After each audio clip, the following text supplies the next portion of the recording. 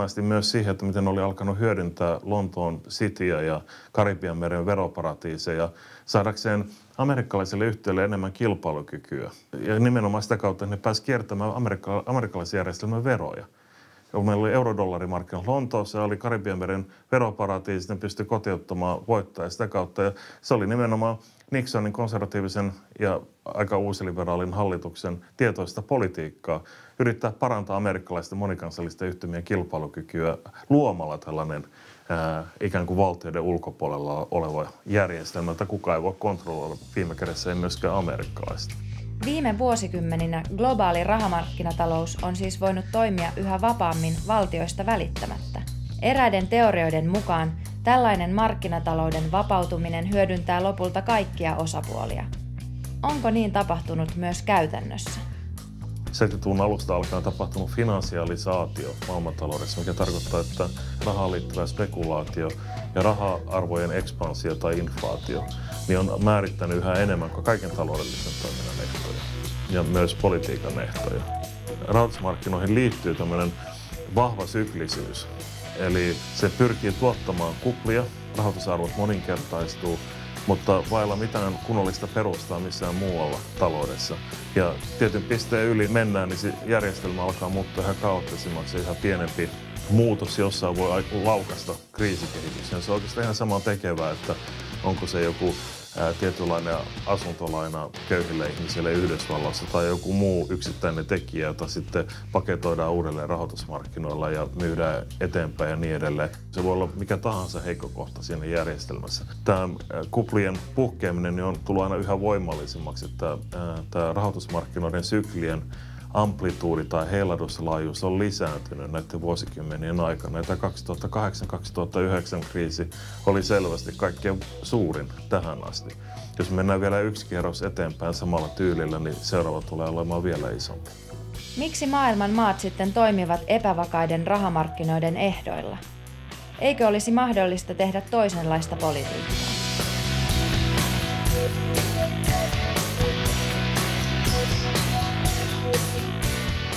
Kansainvälinen valuuttarahasto IMF on eräs merkittävimpiä taloudellisen vallan käyttäjiä. Sen valta perustuu lainoihin, joita se myöntää rahaa tarvitseville valtioille. Vasta 70-luvulla alkoi kansainvälisen valuuttarahaston valta vahvistua yli monien maiden samalla kun velkaantuminen alkoi lisääntyä. Ja tämä liittyy öljykriisiin ja sen jälkeisen tilanteeseen ja siihen velkakriisiin, mikä on jatkunut koko sen kauden ajan. Ja on ollut sellaisia vaiheita, että kansainvälinen valuuttarahasto on saanut ikään kuin otteisensa noin 8-90 maata ja niiden talouspolitiikat aika suverennilla tavalla. Mutta esimerkiksi tämä oli 90-luvun loppupuolella tilanne, mutta 2000-luvulla tilanne muuttui sillä tavalla, että aika monet maat kuitenkin maksoi pois niitä IMF-velkojaan. Nyt 2008-2009 rahoituskriisi, joka on suurin sitten 30-luvun, niin johti siihen, että IMF tavallaan pääsi uudelleen kuvioihin mukaan. Se oli välillä vähän pois pelistä. No tällä hetkellä meillä menee reilut 2 miljardia euroa valtionvelan korkoon. Puolustusvoimiin menee jotain reilu 2,5 miljardia euroa. Mutta ensi vuonnahan se tulee olemaan se korkomenetti paljon suurimmat ja suurimmat. Että nyt se on lähentelee sitä samaa summaa, mikä meillä menee puolustusvoimiin. Niin maksetaan pelkkää korkoa valtionvelasta, ei mitään lainan lyhennyksiä, vaan pelkkää korkoa. Et siitä se vuosi vuodelta tulee kasvamaan. Ja jos me jatketaan samalla tavalla kuin me ollaan jatkettu, niin sitten me joudutaan IMF:n kuurille siinä vaiheessa, kun ei enää pystytä lyhentämään tarpeeksi sitä velkaa. Tyypillistä on se, että vaaditaan valtioita lisäämään vientiä velkojen maksamiseksi ja vähentämään tuontia ja samalla vähentämään myös julkista kulutusta, mikä tarkoittaa käytännössä hyvinvointipalveluiden vähentämistä tai lakkauttamista, tulonsiirtojen lakkauttamista. Sen lisäksi, että siirrytään niin kuin valtioiden sisällä yhä enenevässä määrin niin kuin yksityisten kapitalististen markkinavoimien varaan, niin samaan aikaan niin tämä kokonaisvaikutus on myös deflatorinen, mikä tarkoittaa sitä, että se pyrkii supistamaan niitä talouksia. Eli ne maat, jotka on vaikeuksissa joutuessaan tämän tyyppiselle kuurille, niin joutuu helposti vielä syvempiin vaikeuksiin. Sitten tulee tällainen huono itseään vahvistava kierre. Afrikassahan se on tehty oikeastaan joka maassa tähän mennessä. Etelä-Amerikan maissa se on tehty jo melkein joka maassa tähän mennessä. Ja se tehtiin nyt Kreikassa. Siellä kanssa määrättiin, että kaikki pitää myydä. Ja nyt historiallisia saaria myöten ne pitää myydä. Irlannissa nyt niillä tulee sama tilanne. Irlannissa on jopa sellainen tilanne, että EU sanoo, että niiden pitää hyväksyä budjetti ennen kuin siellä voidaan äänestää vaaleissa. Sillä hallituksella, jota voi äänestää vaaleissa, niin se ei saa päättää budjetista. Budjetti täytyy päättää etukäteen. Vasta sitten ihmiset voi äänestää, että ketkä ne haluaa niitä johtamaan, kun kaikki on jo päätetty. Että tämä on se, mihin se johtaa, kun maksetaan sitä velkaa.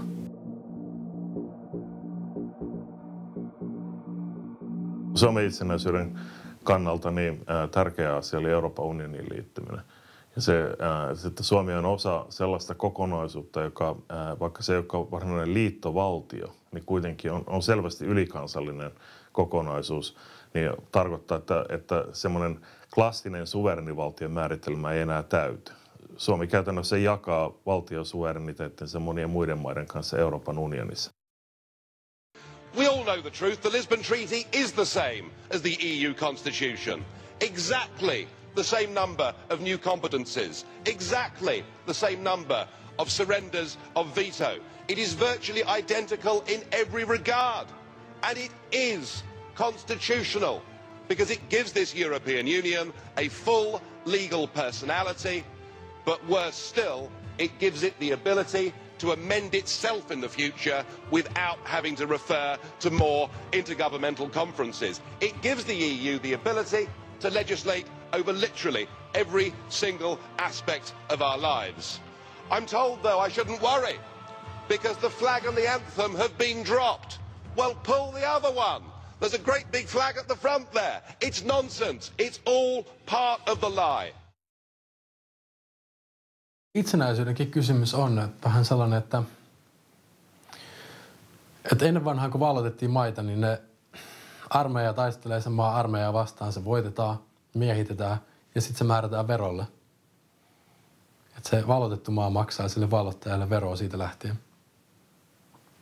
No Suomehan ei ole valloitettu sotilaallisesti, mutta me ollaan velassa. Me on annettu pankkia luoda raha meidän talouteen. Keskeisiä toimijoita suhteessa valtioiden talouspolitiikkaan ne on ne, jotka määrittää valtioiden luottokelpoisuutta. Ja 2-3 amerikkalaista yhtiötä on siinä keskeisessä asemassa. Ja kun ne voi ehdollistaa valtiota sitä kautta, että hyvän luottokelpoisuuden saaminen edellyttää tietynlaista talouspolitiikkaa ja tyypillisesti hyvin uusi liberaalia talouspolitiikkaa, niin se on yksi semmoinen valtamekanismi, mikä vaikuttaa siihen, että miten me arvioidaan, että onko Suomi itsenäinen vai minusta Suomi ei ole itsenäinen Euroopan unionin takia, ei myöskään maailmanlaajuisten rahoitusmarkkinoiden takia. Meillä on monia muitakin muotoja, miten eri maiden taloudet on peruuttamattomalla tavalla yhteen kietoutuneita. Sodan jälkeinen suuri, joka jossain mielessä on niin kuin tämmöinen menestyskertomus, hyvinvointivaltion luominen ja talouskasvun luominen ja sen koko ajan kasvavan kakun jakaminen, niin se ei enää ole mahdollista ja se ei toimi. Ja siis jossain määrin siis nuoret ihmiset varmaan maailmalla rupeaa sen tunnistaa ja tunteekin siis tämä ajatus siitä, että just useamman sukupolven ajan on ollut se oletus, että seuraavalla sukupolvella tulee olemaan taloudellisesti paremmin kuin edellisellä. Niin se on loppunut. Siis että sikäli nuoret tulee erilaiseen maailmaan kuin omat vanhempansa, eikä voi ottaa niitä politiikkaoppejakaan vanhemmiltaan. Ainut mahdollisuus on etsiä kokonaan uusia tapoja tehdä politiikkaa, ja siinä mielessä taas mun mielestä se on ihan täysin realistinen käsitys, mitä monilla nuorilla ihmisillä on, että politiikka ei kiinnosta eikä sillä ole mitään relevanssia heidän elämänsä kannalta. Se on ihan totta, ei sillä olekaan mitään relevanssia. Tottele minua, niin saat vaalirahoitusta. Jos puolueet hyväksyvät kaikki rakennushankkeeni, voin laillisesti antaa rahaa heidän kirstuihin. Verottomana. Minä niin paljon tykkään tästä demokratiasta. Voin päättää asioista antamalla vaalirahoitusta.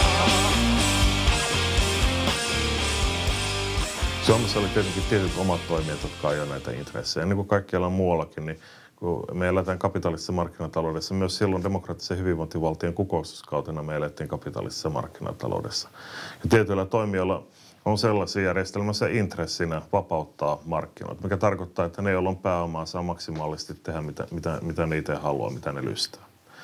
Ja sellaiset opit, jotka tukee tätä perustavoitetta, niin on tietenkin suosittuja näiden keskuudessa. Ja oikeaoppinen taloustiede on siinä kauhean tärkeä. Ja silloin 80-luvulla, kun Suomessa rahoitusmarkkinoita vapautettiin, niin olennaista oli marssittaa tänne ulkomaisia tunnettuja asiantuntijoita, niin kuin Svoboda esimerkiksi, joka tuli Suomen Pankin kutsumana ja muiden tahojen kutsumana kirjoittamaan raportteja Suomen tilanteesta ja antamaan suosituksia, jotka noudattivat aika tarkkaan IMF:n yleisiä oppeja ja oikeaoppisen taloustieteen ja uusliberaalien ideologian oppia. Mutta kyllä se näyttää menevän Suomessakin niin kuin enemmän siihen suuntaan, että just nämä isot puolueet on siinä vanhassa paradigmassa niin tiukasti, että niiden ainut lääke tähän tilanteeseen on se todella, että tarjotaan ihmisille pidempiä työuria ja pidempiä työpäiviä ja leikkauksia ja niin edelleen. Eli leikataan hyvinvointivaltio ja tehdään enemmän töitä ja toivotaan, että se vanha kone käynnistyy ja ajatellaan sikäli niin kuin niiden vanhojen ehtojen ja vanhojen systeemien mukaan. Mikä johtaa kaikkialla ihan samalla lailla niin kuin Yhdysvalloissa näkyy, Euroopassa näkyy ja nyt niin kuin rupeaa näkyy Suomessakin tämä tämmöinen autoratiivinen keskusjohtoinen politiikka. Eli ne rajalinjat ei tule olemaan niin kuin mikään vasemmisto ja oikeisto, vaan ne rajalinjat tulee olemaan tämmöinen isot puolueet, autoritaarinen johtamistapa, myös niin kuin semmoinen, mitä pahimmillaan, mitä Italiassa ja Venäjällä näkyy, ja sitten joku hajautettu anti-autoritaarinen ruohonjuuripolitiikka. Meillä on välttämättömyysretoriikka, meillä on kilpailukykyretoriikka. Molemmat liitetään helposti yhteen tämmöisellä elonjäämisretoriikalla, eli kilpailukyvyssä on kysymys Suomen taloudellista elonjäämistä ja sen takia meidän täytyy ymmärtää, että ne on välttämättömyyksiä, mitkä pitää hyväksyä. Olennaisempaa vielä huomata se, että ne opit on itse asiassa aika kontrafinaalisia, eli ne kääntyy helposti omia tarkoituksiaan vastaan. Ne ei tuota niitä vaikutuksia, mitä niillä väitetään olevan. Että kilpailukyvyn nimessä voi kyllä toki tehdä asiat, jotka muuttaa tulonjakoa ja valtasuhteita. Mutta tuottaako sitä taloudellista tehokkuutta, mitä väitetään, niin on erittäin kyseenalaista. Taloudellinen kasvu henkeä kohti laskettuna on vähentynyt myös Suomessa ihan selkeästi. Ja samaan aikaan niin sen kasvu, mikä on, niin jakautuu ihan epätasaisemmin. Eli käytännössä aika pieni väestönosa niin hyötyy nykyistä taloudellisesta kasvusta. Suomessa, kuten monissa muissakin maissa, taloudellisella ja poliittisella eliitillä on hyvin läheinen suhde. Yksi osoitus tästä on niin sanottu pyöröovi-ilmiö, jossa korkeassa asemassa olevat poliitikot siirtyvät markkinavoimien palvelukseen ja päinvastoin. Tämä kytkös vaikuttaa selvästi koko kansaa koskeviin päätöksiin. Nyt pelastetaan Kreikkaa ja Irlantia. Eihän siinä pelasteta Kreikkaa tai Irlantia. Niiden maiden ihmiset saa kärsiä. Ainut, ketä siinä pelastetaan, on niiden velkojia. Ne on molemmat velkaa eurooppalaisille pankeille. Ja jos ne pankit ei saa rahojaan, niille tulee luottotappioita ja se olisi tietty ihan kauheata.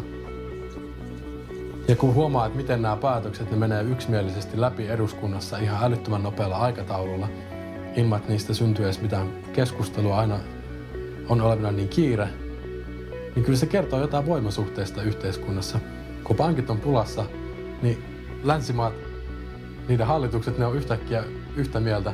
Viikonlopun aikana ne saa miljardia euroja suuruiset päätökset läpi. Päätökset, joissa jos vähänkin tutkailet, niin ei niissä ole mitään järkeä.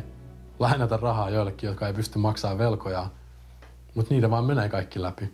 Siinähän viikonlopun aikana piti päätökset tehdä, eli nämä tuodaan sillä tavalla, että tässä on nyt pakkorako. Ja kukaan ei selittänyt, että minkä takia se esimerkiksi piti maanantai-aamuna olla valmis se vakauspaketti ennen kuin Japanin pörssi aukeaa. Että mikä maailmanlopun romahdus silloin olisi muka tullut. Kukaan ei yrittänyt edes matemaattisesti spekuloida sitä, että millä tavalla se olisi Eurooppa loppunut sitten siinä. Eli siinä käytettiin taas sitä hyväksi todettua tapaa, että sanottiin, että on nyt pakko tehdä ja annettiin aikaa äärimmäisen vähän, että käytännössähän puhelinkokouksilla meni sitten niin kuin suuri valiokunta ja talousvaliokunta, jonne asia myöskin kuuluu, niin käytännössä me ei saatu aikaa ollenkaan niin kuin lausunnon luomiseen. Eli me saatiin suuren valiokunnan paperit muistaakseni sillä tavalla, että tunnin päästä tunnin päästä meillä piti lausunto olla valmis, eli meillä ei